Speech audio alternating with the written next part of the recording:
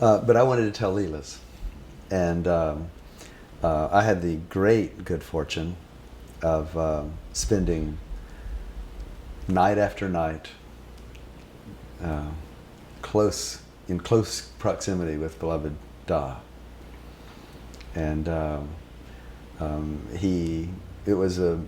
every single night was a miracle beyond my wildest imagination. And I have a wild imagination. And it was beyond my belief. I can't explain it, and I tell people, I don't know what happened there. Don't ask me, I was there. But it started, Ron and I had been, and Joanne and others had been caretakers of the sanctuary in Hawaii. And it was by the North Fork of the largest river in Hawaii. And there was supposed to be this secret waterfall that no one had ever even seen, because it was down in an unget-to-able place in this deep ravine. And of course I was a fool from way before then, and I did mountain climbing and all that kind of stuff. So I climbed down there and went to the place, and it was the most beautiful place I'd ever been in my life, especially that time of the year. And to make a long story short, Ron and I built a ladder, 6-story ladder off of a cliff that came down to it. Well, when they were going to build it, when I took Udi down there and he said, "Okay, I'm going to say that go," the ladies around Master Da said, No, don't. Frank's crazy. Don't do it. But of course, every day he proved it, and he said every day, he says, "Where's my ladder? Is my ladder ready yet?" And so we worked feverishly for 3 weeks building that thing, and it was like a little mini bridge over the River Kwai going off this cliff, and but I'll never forget. And I had never had what they call personal contact with Adi Da. I'd been in a room with him and heard him talk, and we obviously looked at each other, but it was different. So I'd never had just me and him together experience before. And and then the ladder came down about 2 stories and then crossed a plank about this wide, 60 feet in the air, and 50 feet in the air, and then over to another ladder that went down. And so we had a safety rope there, and I was to help people across there, walking the plank, so to speak. And first of all, a couple of guys came down. They said, "Make sure you offer beloved the rope, the safety rope." Okay.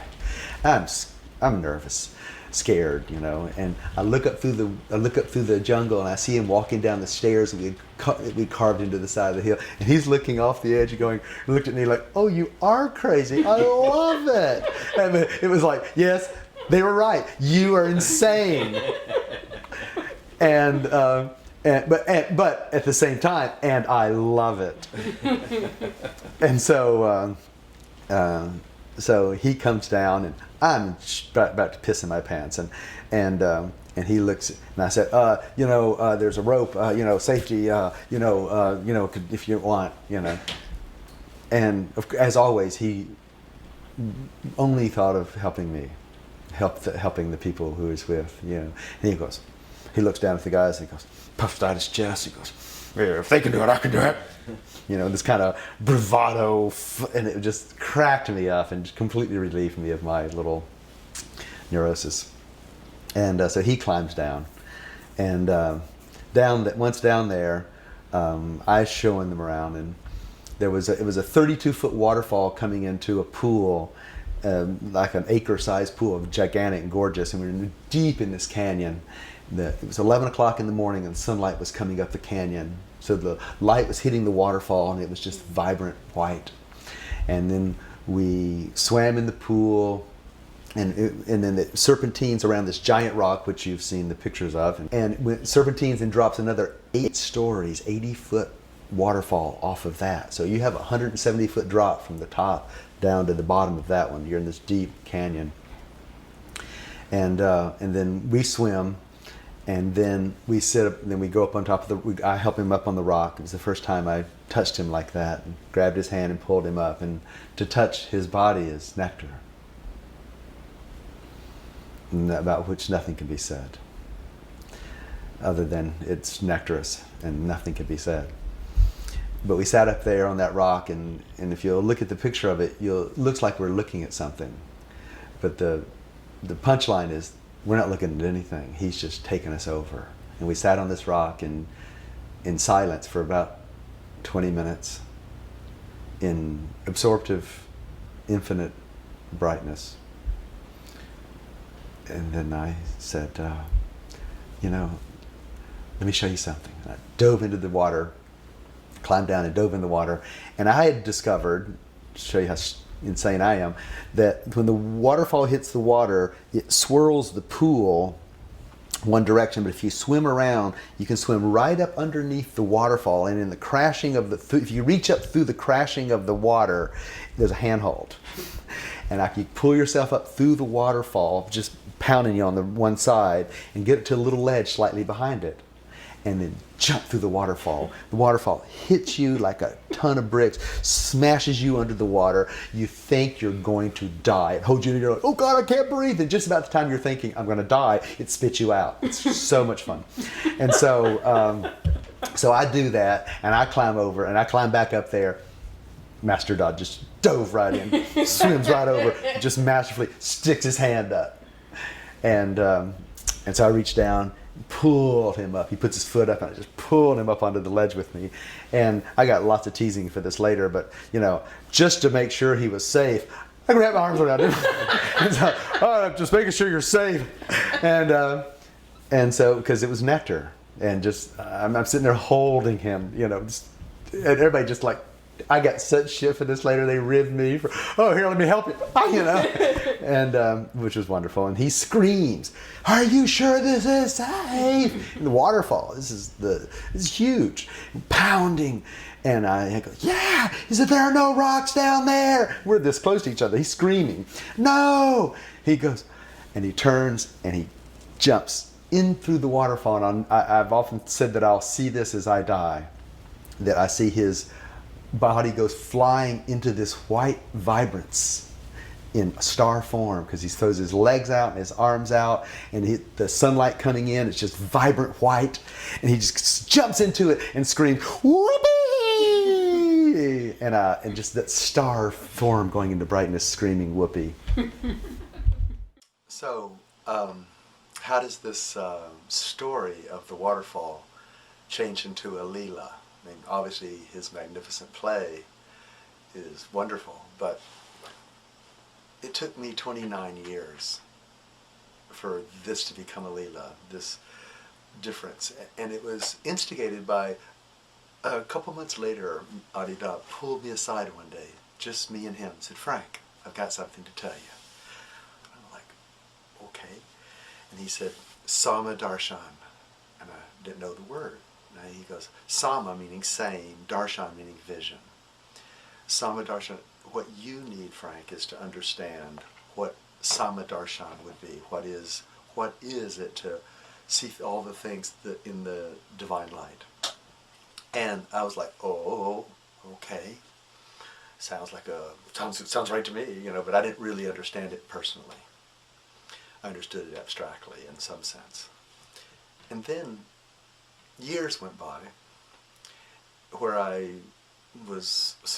self-understanding slowly dawned on me. And one day I was sitting meditating, and I was meditating on this moment under the falls with Adida.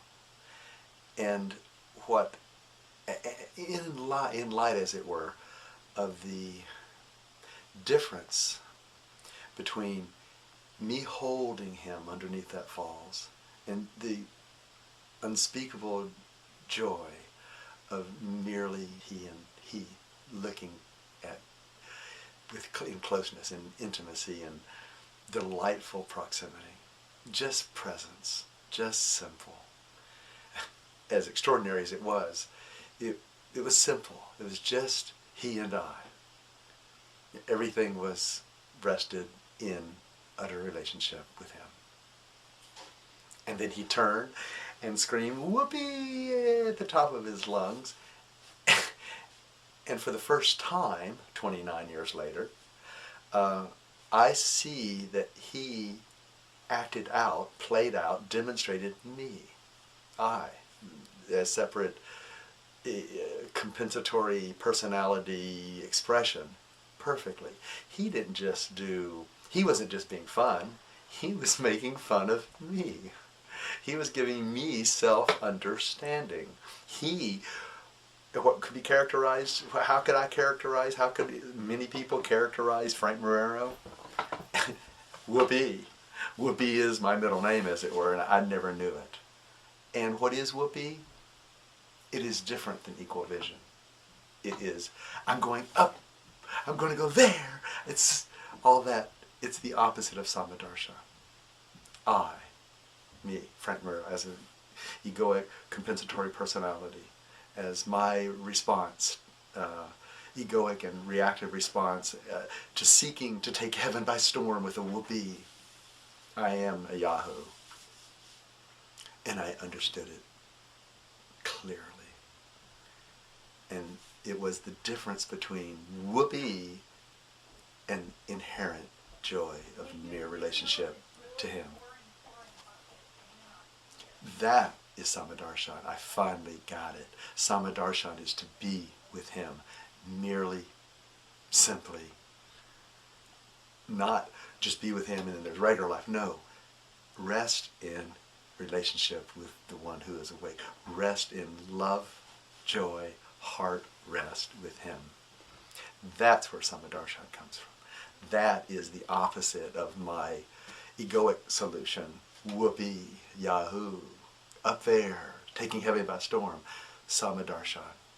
And so this time under the waterfall, the difference between hugging him, being with him, and then him turning and showing me whoopee, as magnificent and delightful as that was and is, that difference between whoopee and relationship was the self-understanding that finally dawned on me through this gift. And in that I am eternal gratitude. Adida. Da.